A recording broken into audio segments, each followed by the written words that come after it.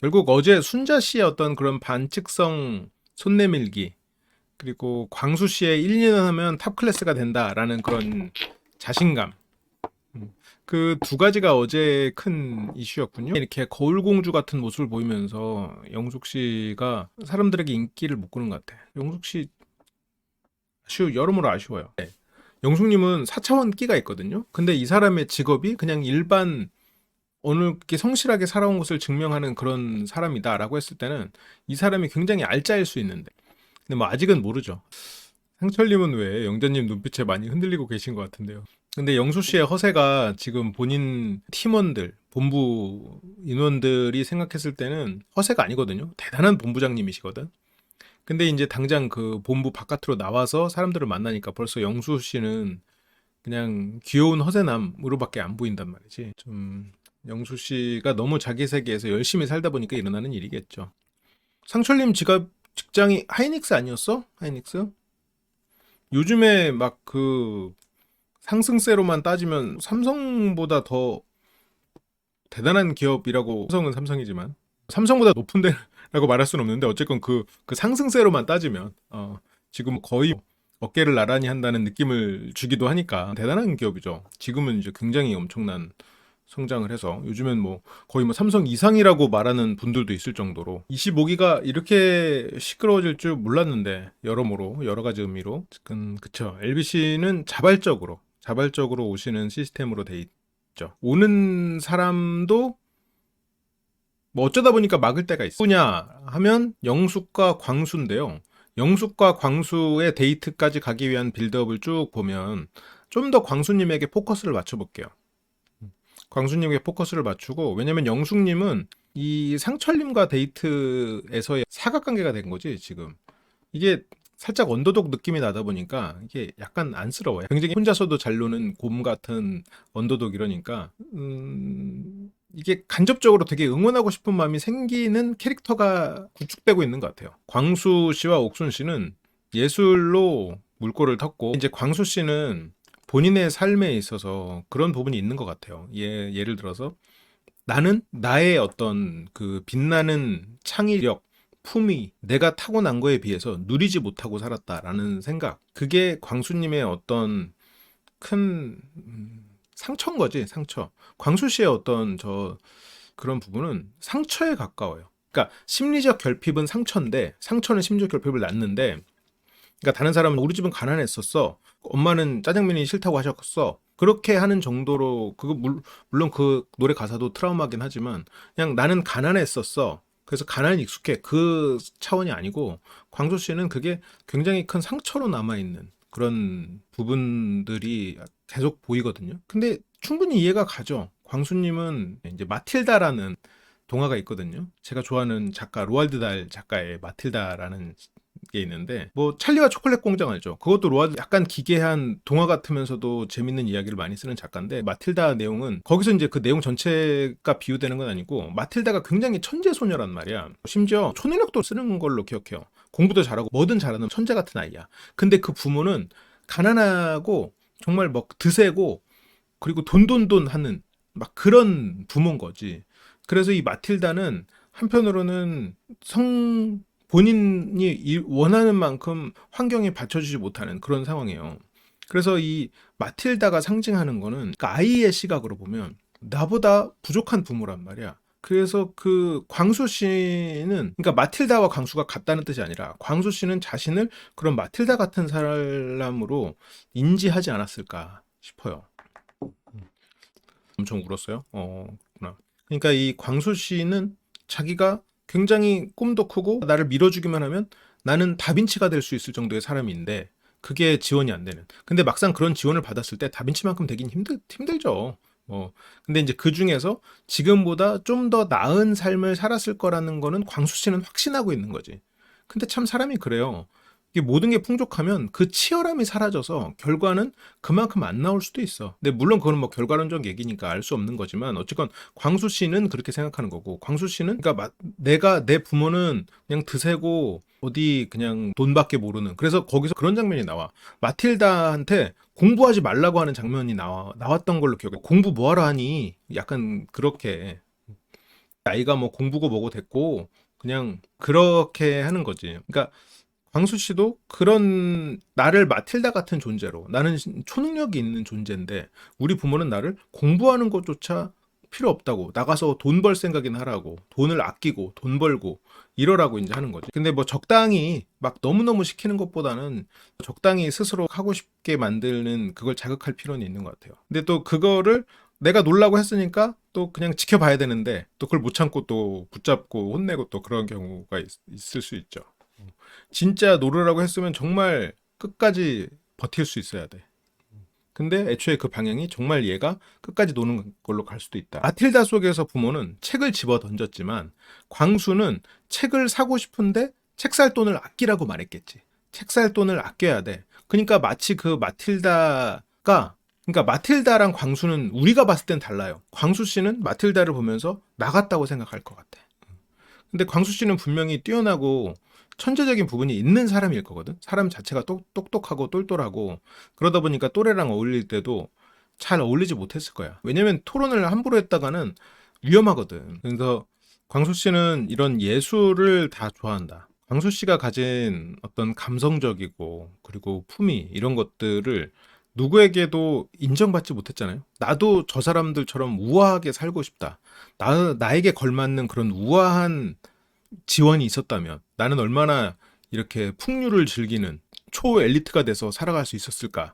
나는 이 마음이 항상 있는 상태죠. 그러니까 이게 굉장히 성공했고 잘났으면서도 세상이 나를 몰라주고 나는 목마르다라는 상태로 살아가고 있는 거야. 그래서 그러니까 오히려 진짜 예술가인 옥수는 저는 막상 어딘가에서 영감을 받아야지 이런 생각을 해본 적이 없는데 창의력 그리고 어떤 그런 예술이 뭐 당장 뭐 5년 전, 10년 전만 해도 인간만이 할 수 있는 거고 AI가 끝까지 넘어서지 못할 거다. 오히려 로버트는 그 AI는 인간이 하는 어떤 단순 노무직부터 교체될 것이다라고 했잖아요. 근데 아니잖아. 지금 보면 AI가 창의적인 부분들 다 담당하고 있잖아요. 소설도 쓰고 시나리오도 쓰고 그림도 그리고 음악도 만들어. 그렇다면 창의력에 대해서 우리는 다시 설계해 봐야 돼요.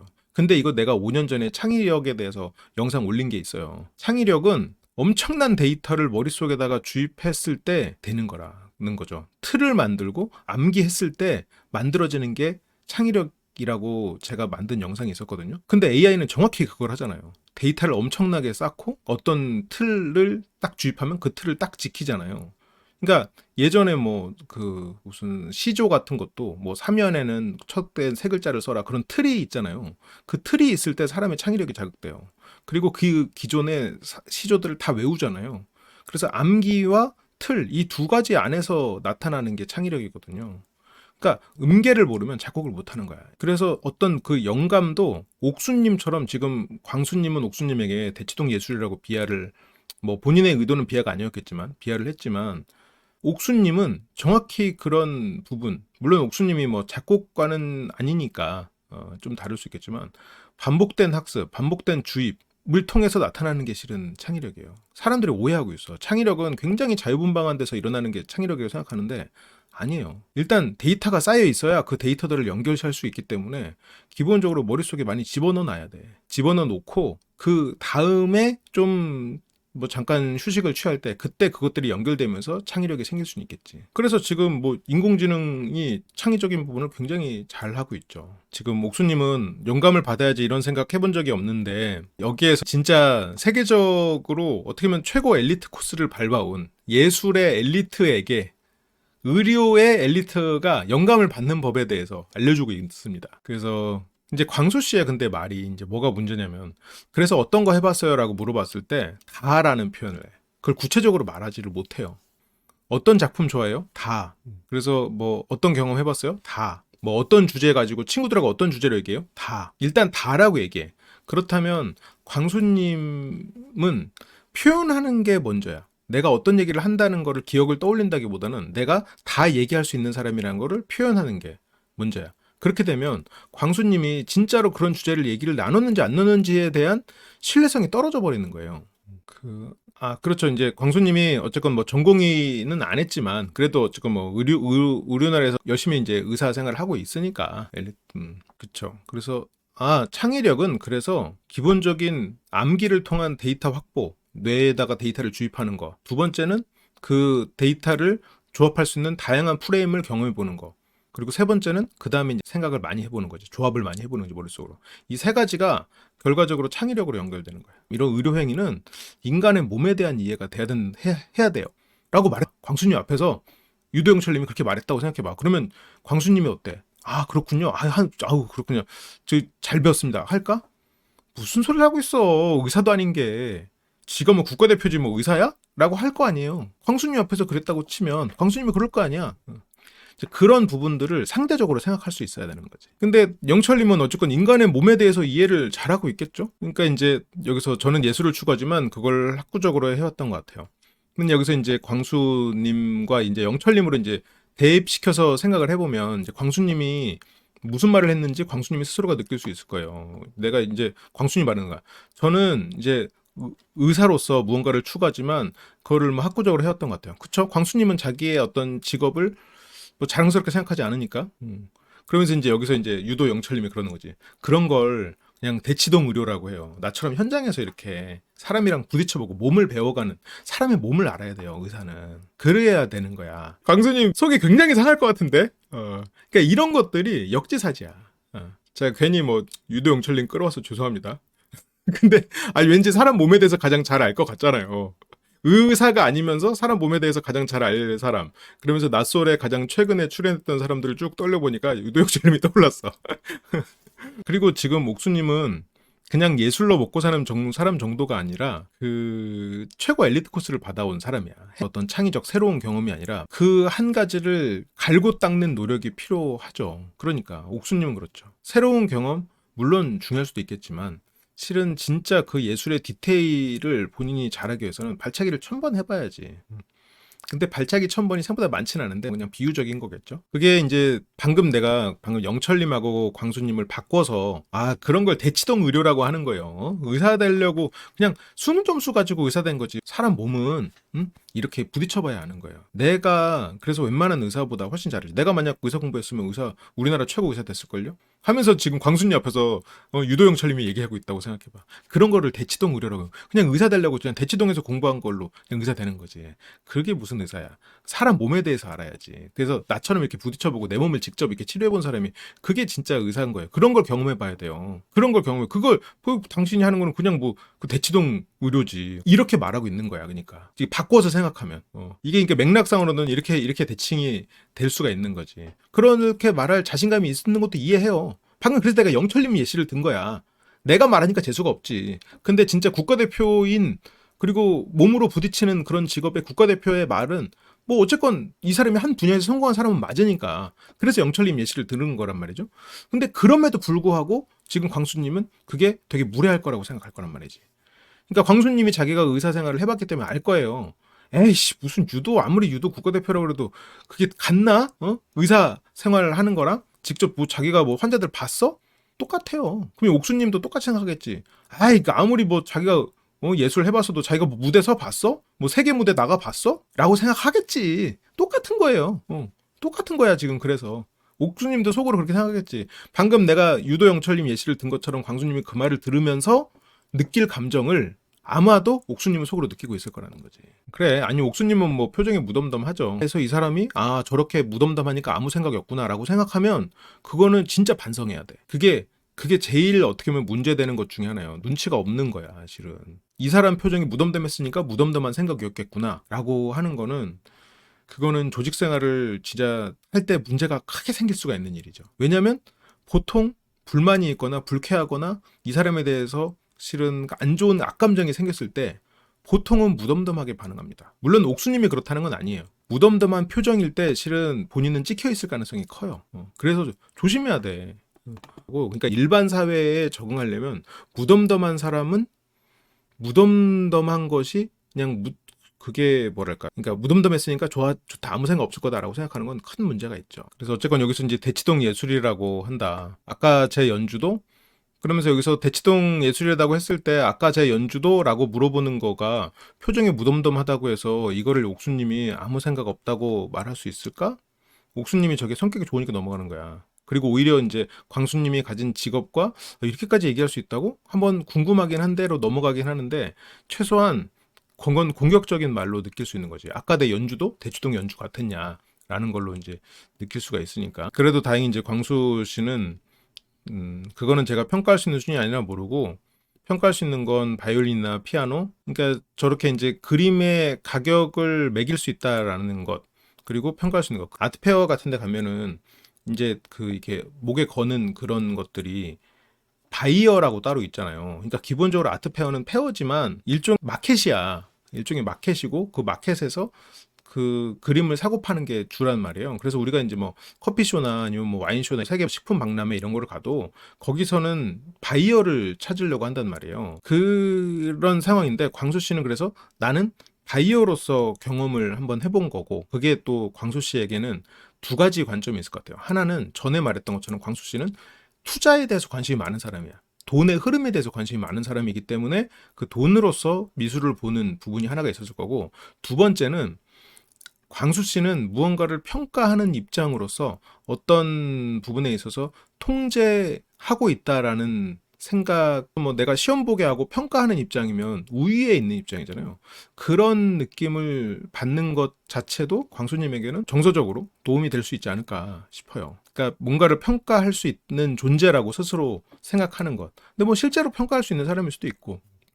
그러니까 그거를 즐기면서 영위를 하는 사람이 아니라 그거를 평가할 수 있는 사람이라고 스스로가 생각해야 된다는 것이 이게 광수님이 가진 어떤 좀 스스로를 괴롭히는 면일 수도 있을 것 같아. 왜냐면 이거 자체를 그대로 누리지 못하거든. 그러니까 내가 무언가를 좋아하게 되면 그냥 그거를 즐기고 누리면 되는데 근데 이게 누려지지 않고 자꾸 이것에서 더 최고로 올라가야 되고 내가 이거를 평가해야 되고 왜냐면 광수 씨는 평가받는 것에 한편으로는 되게 스트레스를 많이 받았을 것 같거든요. 결국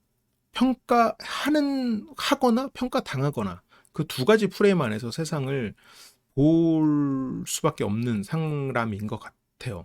광수 씨는 여기서 또 뭐 가격을 매긴다. 그렇다면 이거는 반대로 그런 식으로 예술을 보고 그런 식으로 하고 있다는 거야. 점수를 매기는 방식으로. 본인이 어떤 내가 지금 예술가로서의 꿈도 있었고 가능했지만 그것을 못했으니 나는 그걸 평가하는 존재로서 더 만족감을 얻는 상황일 수도 있겠죠. 광수 씨 결혼하고 싶어서 나오긴 했겠죠. 제가 광수 씨가 패션에만 관심 있는 사람인가? 라고 생각을 했어요. 왜냐면 저렇게 다양한 거에 막 관심이 엄청나게 많고 모든 걸 이 하이엔드급으로 하려고 하는 사람들이 많지는 않거든요. 근데 광수 씨는 보니까 이 사람은 패션에 굉장히 관심이 많은 사람인가 했더니 그게 아니야.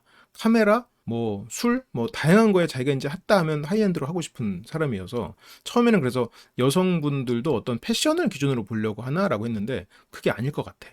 광수 씨는 실은 뭐 얼굴이 작으면 된다고 했지만 본인이 가진 그 까다로운 기준들이 있을 거고 그리고 그 기준들의 맥락은 광수 씨가 가진 어떤 경제적인 과거의 트라우마와 연결돼 있고 그러면 둘 중에 한 사람이겠지. 억척스러운 경제력이 있는 사람이거나 아니면 부잣집 딸처럼 보이는 사람 그런 부유해 보이는 내가 가지지 못하는 그런 품격과 부유함을 가진 사람 근데 아마도 후자겠죠. 연애에 대한 환상이 있을 수 있겠지.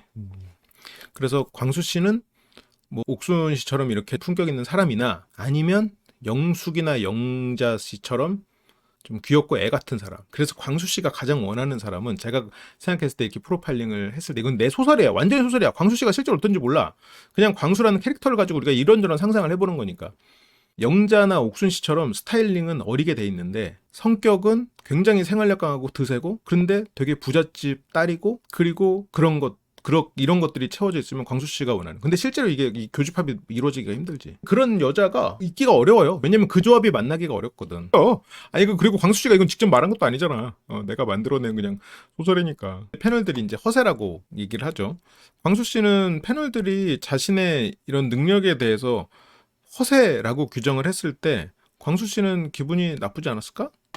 그래서 탑 클래스냐 아니냐를 구분할 수 있는 기준을 가진 그러면서 이제 지금 현악기 쪽에 대해서는 자기는 이제 조예가 있고 근데 보면 광수 씨가 이렇게 좀 허세를 부리는 대상들이 딱 유독 정해져 있어. 그게 그 두 사람이 미경 옥순이야. 광수 씨는 누군가한테 관심을 얻기 위해서 그 사람 앞에서 허세를 부리는 사람인 것 같아요. 근데 그거는 놀랍게도 모든 남자가 다 그렇죠. 뭐 오히려 잘난 척, 결과적으로는 잘난 척인데 뭐 아유 저는 뭐 의사라는 직업 별로 자랑스럽게 생각하지 않고요. 아 그 와인은 뭐 싼 거예요, 싼 거. 드세요, 드세요. 약간 이런 느낌이거든 평소에는. 근데 옥순과 1대1일 때, 미경하고 1대1일 때 그때 이 허세가 나오거든. 더 나는 1년이면 다 되죠. 아 이거 한 달 만에 그린 거예요. 그린 거. 나는 그림 가격도 다 알아요. 무려 이런 것도 들으면 다 알아요. 이렇게 된단 말이에요. 지금 광수는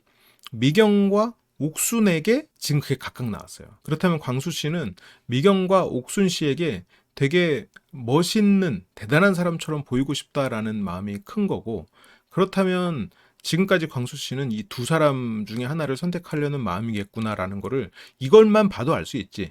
원래 허세가 결국은 뭐 사기지 뭐. 없는 얘기를, 아니 그치, 작은 얘기를 부풀려서 말하는 게 허세니까. 뭐 적당한 허세는 뭐 넘어갈 수 있어도 그 허세를 진짜로 믿으면 사기가 되는 거지. 이 사람이 나는 100억 벌 사람이야. 허세죠. 하지만 이 사람 진짜 100억 버는구나. 얼마나 지원이 있겠어요.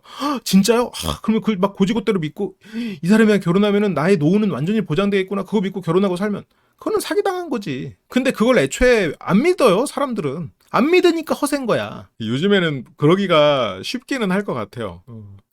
저는 그런 거 안 하는데 요즘에 뭐 네이버나 각 은행들별로 모든 자산을 관리하는 그런 시스템들이 다 도입이 된 것 같더라고요. 그래서 여기서 이제 근데 앞으로는 의향이 있다? 근데 여기서도 옥순 씨가 또 관심을 갖고 이 사람에 대해서 물어보니까 광수 씨가 여기에 대해서 어깨에 뽕이 들어가는 거예요. 그러니까 평소에 이성에 대해서 호감을 많이 못 받아본 경우에는 이 사람이 나한테 호감을 보였을 때 실은 어쩔 줄을 몰라.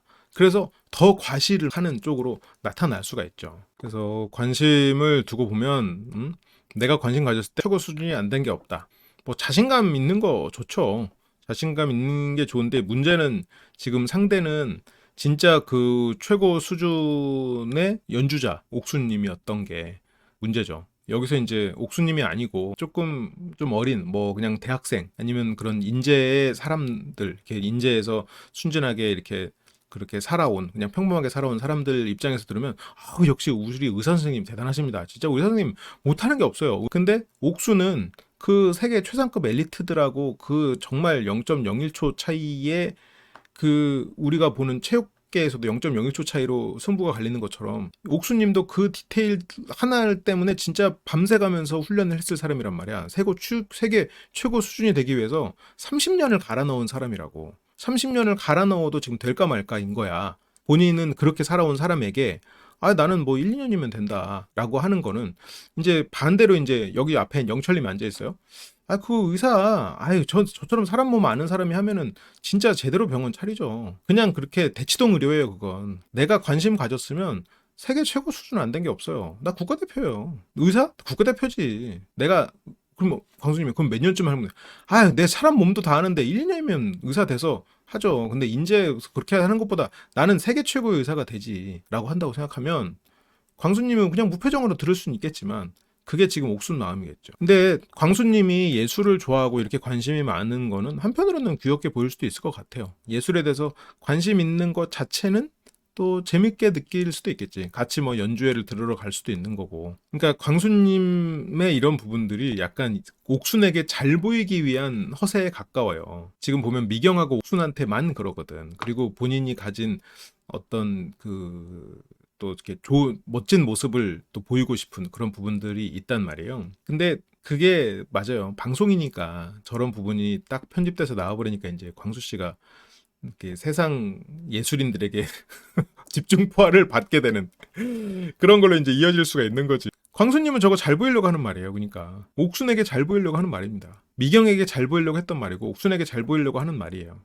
근데 그 사고방식이 내가 누군가를 평가할 수 있는 입장이다라고 스스로 생각하는 사고방식, 그리고 이것을 돈으로 환산할 수 있는 것이 어떤 것을 능력이다. 결국 평가하는 거잖아요. 그림을 평가하는 거, 음악을 평가하는 거. 그게 평가의 기준이 그림은 돈이었고, 지금 음악은 바로 돈으로 환산되진 않으니까.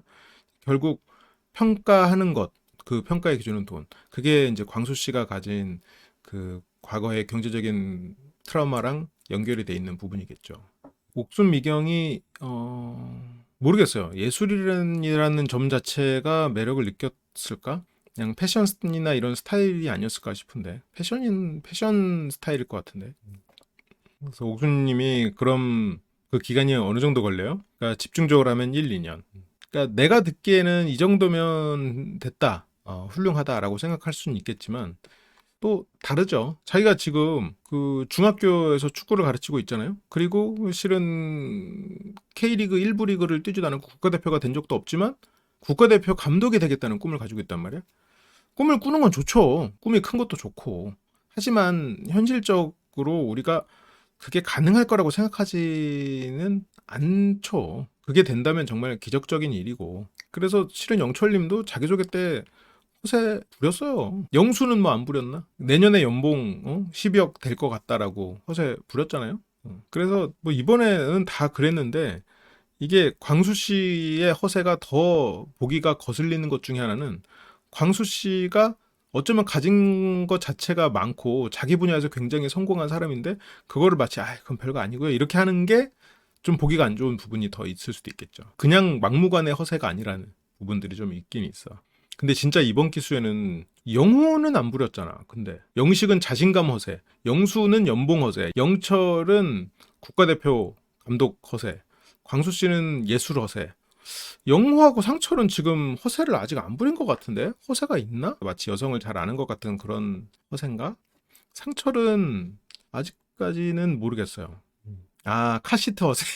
빨간색 카시트. 그치. 전반적인 컨셉이지. 그치. 김우빈 허세? 아직까지 근데 어쨌건 상철하고 뭐 영호 씨는 없는 거라고 봐야 되고 나머지 네 분은 확실하게 허세로 느껴질 수 있는 부분들이 많죠. 잘나 보이고 싶다라는 마음이고 잘나 보이고 싶다니까 저런 상황에서 저렇게 허세가 나오는 것 같기는 해. 생각보다 엄청 짧은 시간 아니에요? 이게 옥순 씨는 그렇게 짧은 시간에 되게 힘들 텐데라는 마음도 있는데 여기서 광수 씨는 그렇게 돼요? 대단한데? 이렇게 되니까 집중하면 거의 올인하면 그렇죠. 근데 이거는 여기서 이제 항상 우리는 이제 22 영호님을 등장시켜야 돼. 22 영호님이 항상 이런 자리에 항상 오셔가지고 그거 증빙이 됩니까? 항상 물어봐야 돼. 왜냐면 광수님은 무언가에 올인해서 집중할 수가 없는 상황이거든. 우리 인생에서 어떻게 2년을 무언가에 올인을 하겠어요? 못하죠. 못하지. 그래도 어쨌건 광수 씨는 저런 허세를 통해서 옥순 씨에게 나 대단한 사람이야 라는 걸 이제 어필을 하고 있는 거지. 그래서 사기캐네. 근데 이제 광수도 이제 겸손하게 사기를 치는 걸 수도 있죠. 본인도 이제 허세를 너무 부렸다가 이 정도로 지금 절충을 하고 있죠. 이런 걸 보면은 광수 씨가 개념 없이 막 이상적으로 나는 진짜 대단한 어떤 신적인 존재야 라고 생각하는 사람은 아닌 것 같아. 이런 식으로 또 부연 설명을 붙이고 이런 거를 보면. 그러니까 이런 것들이 그냥 허세석인 어필이 아니었나. 그래서 진짜 천재 아니면 진짜 엄청난 사기꾼이다. 근데 옥순 씨도 이거 순진하니까 이런 거를 진짜 믿고 있는 거지. 이 사람 그냥 내 앞에서 센 척하네. 이 정도로 넘어갈 텐데 이거를 진짜 천재 아니면 진짜 엄청난 사기꾼이다. 이렇게 옥순 씨가 확실히 좀 경험 부족이지 않나. 광수님에게 최고 수준의 정의라고 하면은 광수님은 아마 그렇게 말을 할 거예요. 그 둘 중에 하나를 말할 거야. 그 세계 최고의 무대에서 연주할 수 있는 사람의 수준 아니면 그 세계 최고의 개런티를 받는 연주자의 수준이라고 말하지 않을까 싶어요. 그래서 천재와 사기꾼 그 어딘가. 저야말로 예술을 하는데도 난 어디서 영감을 받아야 하지? 이런 생각을 한 적이 몇 번이나 있나. 그쵸. 뭐 잘 생각 안 하지. 왜냐면 그냥 하거든. 예술과 체육도 마찬가지야. 운동도 그렇고 음악, 미술. 실은 창의적인 생각을 요즘에 현대미술은 뭐 그냥 창의성 하나로 만들기도 하지만 보통 많은 예술가들은 진짜 시간을 갈아놓고 무념무상 상태로 그거를 계속 반복해서 결과를 만들어내잖아요. 운동선수도 그렇고. 그래서 이런 생각을 한 적이 몇 번이나 있나. 나는 영감을 얻기 위해 하지 않았고 본인을 갈고 닦는 프로는 돈으로 증명하는 거니까. 그래서 되게 흥미로운 분이에요. 옥순 씨의 순진함이 광수 씨를 더 흥미롭게 느끼게 만들었군요. 광수 씨는 어떤 지원이 있었으면 진짜로 나는 뭐든 대단한 사람이 됐을 거다라고 생각할 것 같아요. 광수 씨는 기본적으로 똑똑하고 뭘 하나를 잠깐 해봤을 때 비슷한 상황만큼 경험했던 사람보다 더 잘하는 건 사실일 거거든. 기본적으로 머리가 좋은 사람일 테니까. 그래서 그렇게 은연중 고백과 닮은 말들이 난무하는 그렇고 셋째 날 아침이 밝았습니다. 셋째 날 아침이 밝고 광수 씨에게 영수 씨가 다가와요. 영수 씨가 광수형 오늘 곧 입고 데이트할 거야 라고 오는데 이거 지금 영수 씨는 솔직히 잽도 안 돼. 영수 씨도 물론 굉장히 훌륭하지만 지금 광수 씨가 차 뒤에 옷걸이 있는 거 못 봤어? 차 뒤에 옷걸이 있고 거기에 지금 깔맞춤으로 지금 옷별로 옷에다가 신발, 운동화까지 그 구두까지 다 세팅하는 사람한테 지금 뭘 그 옷 입고 데이트할 거라는 말이 나와. 광수가 참 저 옷 입고 데이트하겠다. 패션에 관심 많은 광수에게 아 오늘 그 옷 입고 데이트할 거야? 아니 데이트는 다른 걸로. 당연히 다른 거지. 근데 영수는 지금부터 복장 갈아입는 게 좋을 것 같다. 라고 하면서 이제 얘기를 하는데 뭐 잘 입고 못 입고는 뭐 주관적인 게 아니겠어요? 잘 입고 못 입는 거를 파악한다는 건 자기 주관적인 판단이고 이 사람이 옷에 신경 쓰는가 안 쓰는가를 판단하는 거는 그거는 상대의 생각을 읽는 거니까 상대가 옷에 신경 썼나 안 신경 썼나는 뭐야? 상대의 생각을 읽는 거니까 심리대와 심쿵이라면 둘 중에 뭘 더 잘해야 되겠어요? 물론 둘 다 잘하면 좋지. 상대가 옷에 신경 썼나 안 신경 썼나를 판단할 수 있어야지. 그건 여러분들이 저 사람의 옷이 잘 입었다 못 입었다를 내 느낌으로 판단하는 거는 그냥 내 중심의 생각이라는 거야. 지금 여러분들은 그걸 생각할 수 있어야 돼요. 우리가 지금 심리대화를 왜 하겠어? 그러려고 하는 거야 지금. 이 사람이 생각을 읽으려고 하는 거야. 그래서 제가 패션 얘기는 원래 죽어도 안 해요. 외모 얘기는 진짜 안 해. 하지만 거의 유일하게 한 사람이야 지금. 그게 광수를 읽는데 지금 굉장히 큰 포인트가 돼가지고 오고 있고 이런 거를 할 수 있어야 돼. 그러니까 내가 보기에 별로야. 내가 이 사람이 별로라고 생각해도 내가 주관적인 거지. 저 사람 입장에서 어째서 저렇게 입었을까? 어째서 그랬을까를 생각해야 돼. 잘하냐 못하냐도 아닌 거예요. 그래서 여기서 이제 영수가 이렇게 조언을 해주는데 이거는 영수 씨가 광수 씨에 대해서 이해도가 떨어지는 거야. 결국 역지사지를 해라. 다른 사람 관점에서 생각해라. 라고 말을 하지만 그 부분을 생각할 수 있어야지. 그러니까 내가 봤을 땐 별로일 수 있어. 하지만 중요한 건 상대 관점에서 바라봐야 되는 거죠. 그리고 또 옷의 스타일은 또 주관적이기 때문에 저는 광수님 옷 보면 되게 멋있다고 생각해요. 발음이나 표현 쓰는 단어들 때문에 다른 부분이 잘 안 보일 수 있어. 그런 부분. 어쨌건 여기서는 영수보다 광수 씨가 패션에 대해서 훨씬 더 고민을 많이 하고 TPO에 맞춰서 옷을 다 세팅해왔다. 지금 양주를 10병 챙겨오는 것만큼 옷도 내가 봤을 때 10벌 이상 챙겨왔어요. 그 중에서 정장, 이게 딱 중요할 때 데이트 때 입는, 최종 선택 때 입는 이런 정장 최소 5벌 챙겨왔어. 그거에 맞는 소품들도 최소 3쌍 이상 챙겨왔고 그래서 복장에다 머리 좀 깔끔하게 하고 이러면서 영수 씨는 그러는데 이게 이 깔끔이라는 것도 참 주관적이죠. 영수 씨의 스타일이 굉장히 깔끔하지만 영수 씨의 스타일도 굉장히 호불호가 갈리잖아요. 이게 영수 씨의 이런 스타일이 약간 그 마틴 스콜세지 감독 그런 마피아 영화 속에 등장하는 그런 주인공 친구들 같은 느낌이 좀 있단 말이지. 그게 호불호가 갈릴 수 있단 말이에요. 그쵸. 작업복도 자기소개 전에 딱 입으려고 다 챙겨왔단 말이야. 패션은 예술에 대한 생각과도 일치하겠죠. 품격 있는 삶, 나의 어떤 품격에 비해서 그것이 갖춰지지 않았던 개천에서 살았던 용으로서의 내가 다시 어떤 용으로서 사람들에게 내가 용임을 증명하는 수단 중에 패션이 들어가는 거지. 그게 패션 그리고 뭐 음악, 미술 이런 게 다 들어가는 거죠. 나는 개천에서 살았을 뿐 용이 맞다는 거를 이제 증명하는 것. 그쵸. 광수님한테 보험 같은 거 몇 개 하면 영수님은 아주 좋죠. 그리고 광수님에게 영업을 안 해도 광수님이 키맨이 될 수도 있지 않을까? 광수님이 그 지역에서 얼마나 신뢰가 있겠어. 그 지역 유일의 의사인데. 그러면 이제 광수님을 중심으로 해서 그 지역 사람들에 대한 내용도 알 수 있고 거기서 보험할 들만한 몇 명 사람들에게 그런 식으로 하는 거지. 그러니까 중요한 거는 이 사람에게 영업을 하는 것 그 자체가 아니라 그 사람을 키맨으로 해가지고 영업 지역을 만들어내는 거란 말이에요. 그러니까 이게 광수님이 알고 있는 그 인재 지역 유지들도 있을 거고 그리고 그 주변 사람들한테 이건 소소한 영업도 가능할 거란 말이야. 그러면 실은 영수 입장에서 광수는 굉장히 좋은 영업 대상인 거지. 그러니까 광수한테 영업을 안 해도 돼. 보험 그냥 몇 개 해줘도 돼. 이 제도를 통해서. 만약 근데 모르겠어. 인제 지역에 그 어르신들의 문화가 어떻게 돼 있을지 몰라서 못하겠지만 일종의 허브가 될 수 있는 그런 상황이 되는 거죠. 그거를 이제 영업에서는 이제 키맨이라고 한단 말이지. 그래서 지금 영수는 광수 씨를 막 도와주려는 그런 마음으로 얘기를 하고 있는데, 물론 영업 때문은 아닐 거예요. 원래 영수 씨가 이제 주변에 오지랖도 넓고 또 주변을 많이 또 챙기는 사람이니까 광수는 알고 있죠. 그리고 머리 좀 깔끔하게 하고 그러면서 이제 옥수님이 엄청 나이가 있으신 건 아닌데 그래도 하면서 이제 옥수님이 나이가 왜 어때서요? 왜 그렇게 이제 옥수님도 좀 성숙하니까 좀 깔끔하게 입는 게 어떻겠냐라는 거지. 그래도 광수는 영수 말에 이렇게 머리를 만지고 영수가 이제 광수에게 광수랑 옥순 좀 만나보게 해주고 싶은 그런 마음이 있나 봐요. 근데 이게 약간 미묘한데 영수랑 영호랑 조금 껄끄러운 것 같아. 이건 진짜 완전 소설인데 조금 살짝 껄끄러워 보여. 그 성향상도 굉장히 안 맞는 부분이 있고 영수님은 오지랖이 넓고 크고 작은 거 그렇게 얘기하는 스타일이고 영호는 아예 뭐 그런 거 뭘 해. 약간 이런 느낌이었다 보니까 영수님이 우리 뭐 비싼 거 먹자 이렇게 했을 때 영우님이 각자 먹는 거지 뭐 이렇게 딱 선 긋고 영수님이 데이트 갔다 와서도 그때 한 방에 영호랑 상철이 있었거든요. 그때 상철한테만 갔다 왔습니다. 딱 뭐 이런 식으로 장난치듯이 했단 말이에요.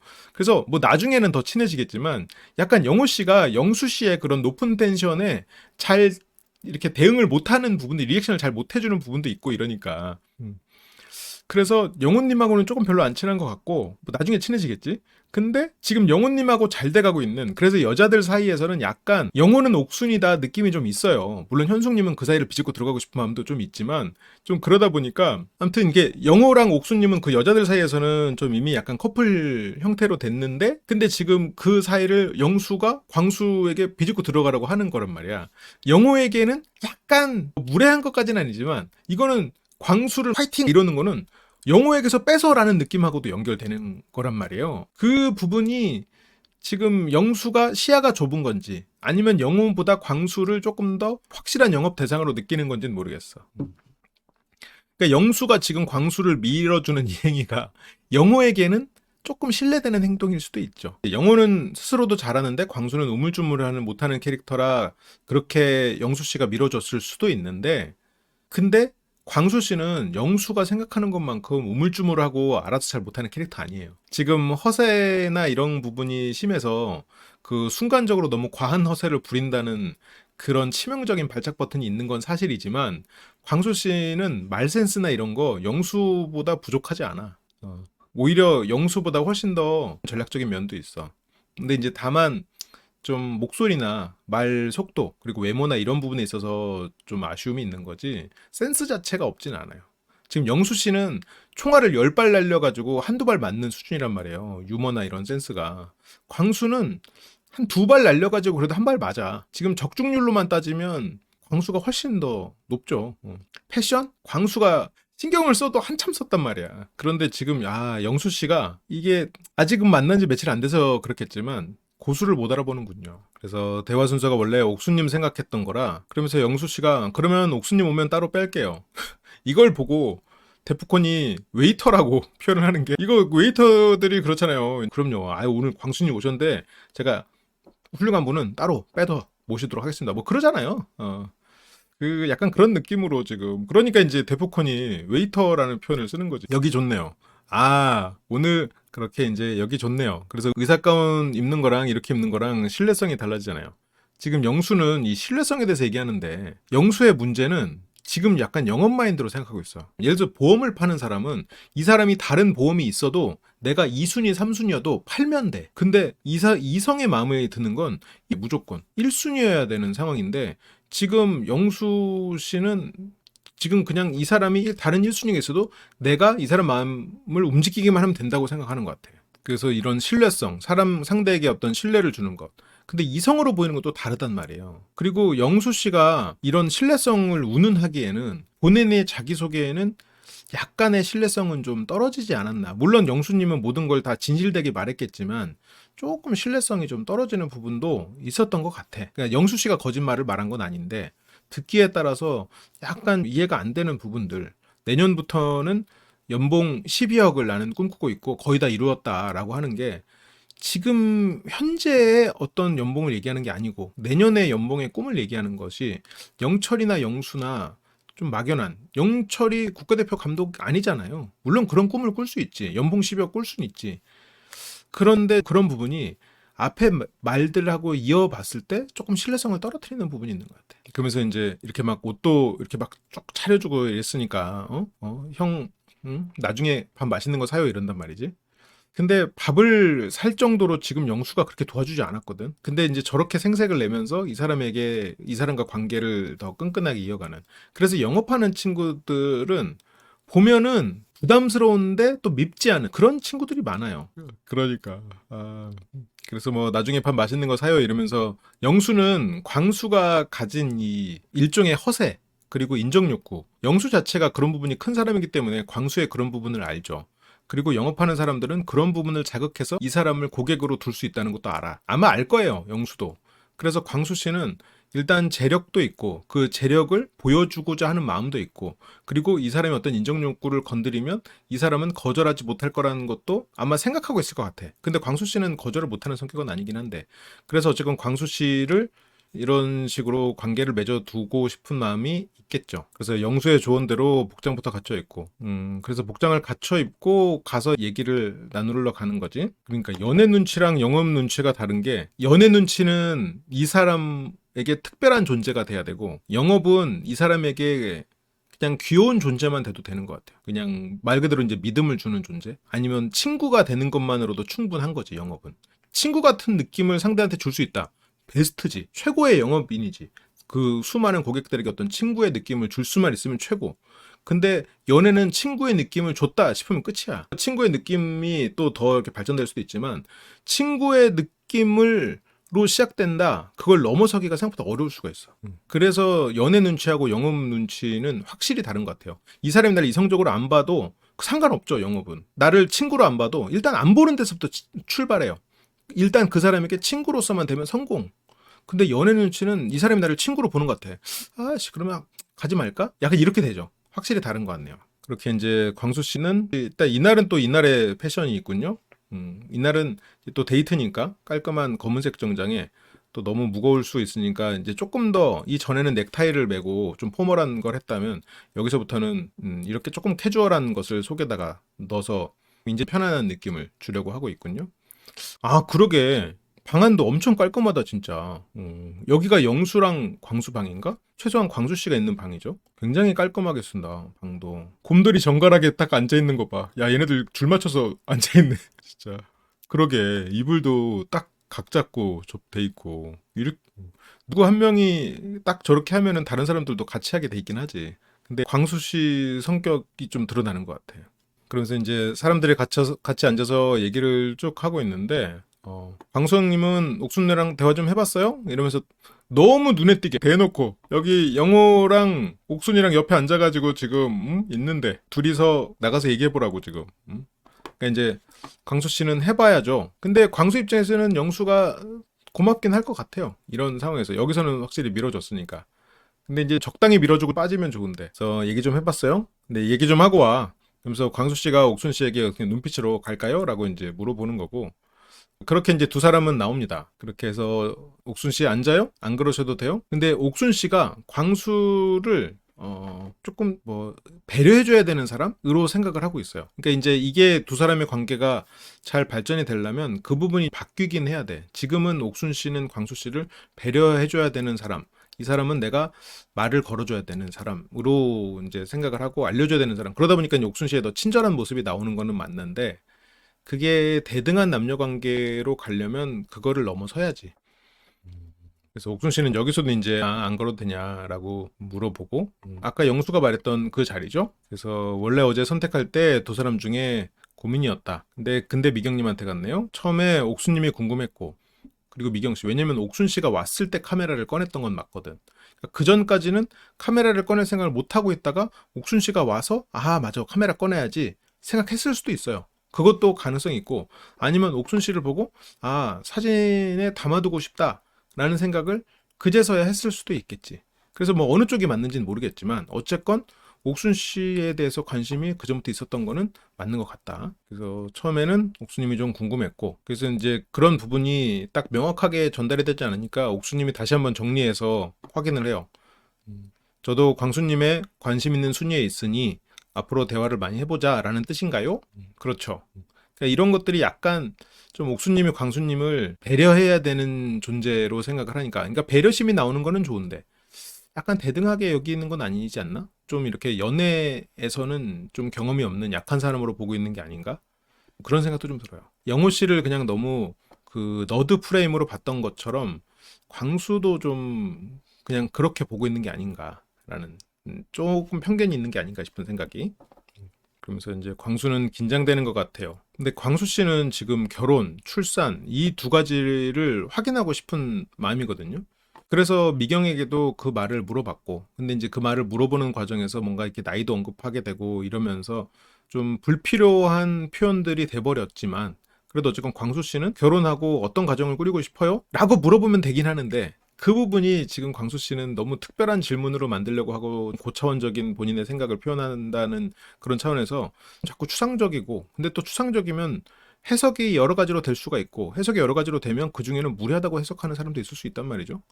물론 무례하다고 해석하는 사람을 거르기 위한 표현일 수도 있겠지만, 다른 사람들이 듣기에 편한 표현을 해주는 게 더 대화에서는 더 낫죠. 결혼 출산을 뭘 확인하고 싶은 거냐? 출산을 할 거냐? 아이를 낳을 거냐? 몇이나 낳을 거냐? 그런 생각이 있냐?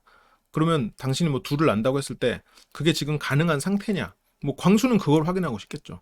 광수 씨는 그걸 확인하고 싶은 거고, 그리고 그거는 이제 데이트 가서 물어본다는 생각을 하는 거고. 그래서 영숙 씨랑은 그런 얘기를 이제 못 하고 온 것 같고. 그렇게 이제 사실 궁금한 거 물어보면 결혼인데 지금 여기에서 하는 거는 좀 딱딱한 얘기니까. 그러면 옥수님은 지금 배려한다고 그럼 저녁에 사람들 풀어져 있는 분위기에서 그런 대화하는 게 편할 것 같아요? 사람들 다 있는데 거기에서 결혼이 출산이 얘기하면 안 되고 그 얘기는 데이트 나가서 해야지. 광수 씨가 이성을 만나면 긴장하고 본인이 방금 긴장한다고 했으니 그렇게 긴장하고 그러다 보니까 이게 여성에 대해서 뭐 경험이 많고 적고를 떠나서 상대적으로 경험이 좀 적어서 긴장도가 높은 사람은 허세를 부르기도 쉽고 주눅 들기도 쉬워요.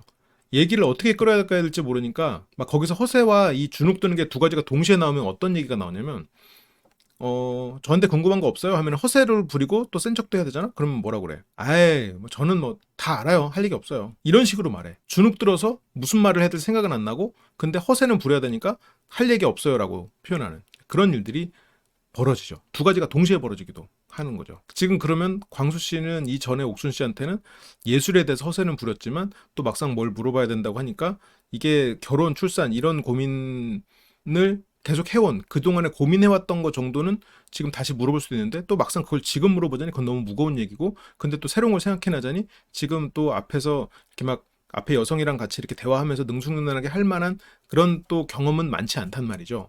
나를 믿고 따르는 이런 동네 사람들이랑은 많이 대화를 해봤지만 이런 부분에서 조금 뭐 버벅대는 그런 면이 있는 거죠. 그래서 광수님이 그게 낫다면 그때 또 대화해도 괜찮아요. 옥수님은 광수에 대해서도, 그러니까 나에게 다가오는 사람들은 일단 열어둔다 인 시점인 것 같아요. 옥순 씨는 나에게 다가오는 사람은 열어둔다. 그래서 지금 나에게 다가온 사람이 광수랑 영호, 그래서 둘 다 열어놓는데, 지금 옥순 씨는 이 두 사람 모두에게 그렇게 크게 엄청나게 매력을 느끼는 상황은 아니고, 광수는 신기한 사람이네, 근데 서투네, 내가 좀 돌봐줘야겠네 라고 잘못 보고 있긴 하지만 어쨌든 그렇게 보고 있고, 영호는 괜찮네, 그렇게 크게 단점을 찾아보긴 좀 어렵네 정도로 보고 있고, 영호 씨가 지금 처음에 봤을 때랑 그 생각이 달라지는 게 자신감이 없는 건 맞아요. 근데 영호는 눈치가 빠른 사람이야. 지금 역대급 폭스까지는 아닌데 꽤 폭스구나.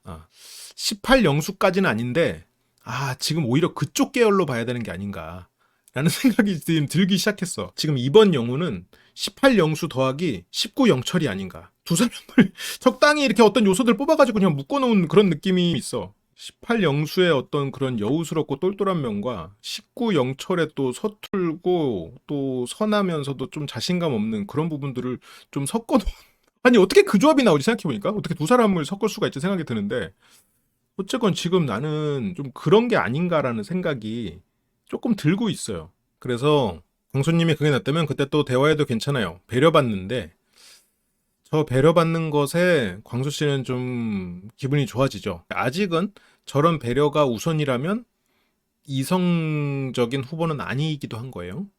그걸 벗어나야 돼.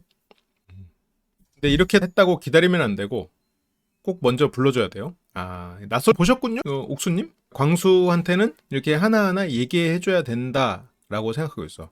광수 씨가 생각보다 굉장히 센스 없는 사람이라고 생각하는데 이거 옥수님의 오해죠, 실은. 그래도 이렇게 대화 신청해줘서 고맙다. 그렇게 시종일관 관찰자 모드였던 광수, 생각지 못했던 대화 신청. 그래서 한 번쯤 더 생각해 볼 수는 있겠다. 일단은 이제 거기까지죠. 거기까지. 거기까지고, 근데 뭐 광수랑 옥순과 데이트를 하고 두 사람에서 잘 돼가지고 또 흘러갔으면 어떻게 될지 모르는데, 뭐 아직까지는 옥순은 영호고, 영호 이상으로 무언가 다가온 사람은 없었고, 근데 옥순 씨가 광수 씨를 한번 선택할 수도 있을 것 같아요. 근데 이제 선택을 해가지고 데이트가 잘 되면 그때는 또 얘기가 어떻게 될지 모르지. 광수 씨가 대체할 수 없는 매력을 가진 사람인 것도 맞으니까 멤버십에 가입해 주시면 월 100시간의 라이브와 멤버십만이 볼 수 있는 많은 라이브들을 함께 하실 수 있습니다. 함께 카페에서 이야기하는 기분으로 라이브 언제든지 함께 해주시면 좋겠어요. 그리고 쿠팡에서 물건을 살 수 있도록 쇼핑 링크가 있는데 거기서 제품을 사주시면 큰 힘이 됩니다. 여러분들이 물건을 더 비싸게 사는 것도 아니고 저희에게 그거에 따른 수수료가 오기 때문에 여러분들이 원하는 좋은 제품을 사시면서 저에게 후원을 해주는 기능이어서요. 번거로우실 수 있겠지만 한 번의 클릭으로 저희에게 도움을 주신다면 정말 감사하겠습니다. 항상 함께 해주셔서 감사합니다.